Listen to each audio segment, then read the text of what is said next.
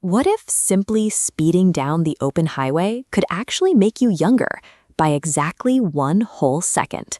It sounds entirely absurd, but calculating the exact drive time required to pull this off relies purely on the established, proven laws of modern physics. Specifically, it relies on the concept of time dilation. This is a 3D model of spacetime.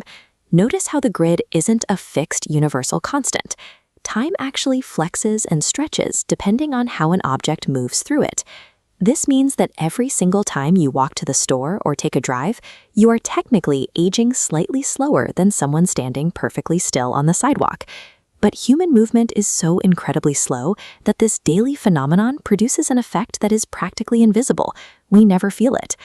To actually observe these mathematical rules play out, we have to take an ordinary human action and push it to absolute ridiculous extremes. Time dilation is driven by two main forces: traveling at extreme velocities and moving through strong gravitational fields. Since our ground speeds are too slow to matter, we have to look away from the surface and up into Earth's orbit, where these forces start having real, measurable consequences. Take the International Space Station. It travels at an immense 7.66 kilometers per second, meaning the station and everything inside is subject to the extreme effects of high velocity. The mathematics governing this speed are so precise that astronauts returning from a standard 6-month deployment actually come home about 0.01 seconds younger than if they had stayed on Earth. But velocity is only half the equation. The further away an object moves from Earth's massive mass, the weaker the gravity, causing its clock to tick slightly faster relative to the surface. We see this directly with our global positioning satellites. Because they orbit much higher than the space station, they experience a significantly weaker gravitational pull, forcing their internal clocks to run fast. This chart shows the dual forces at play for GPS satellites.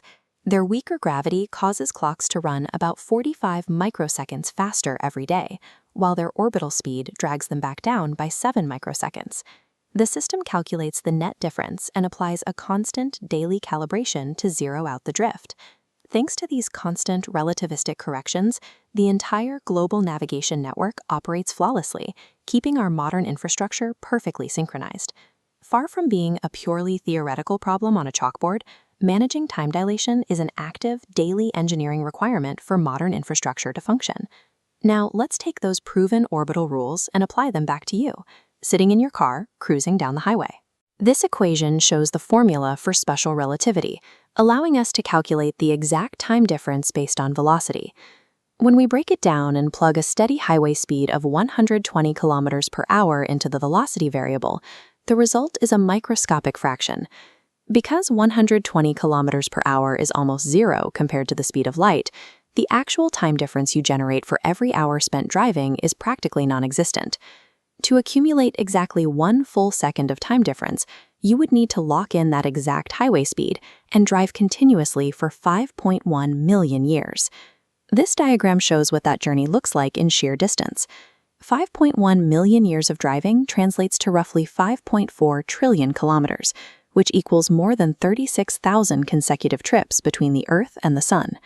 For a human in a car, these numbers are entirely absurd. But out in the broader universe, these vast distances and timescales are standard operating limits.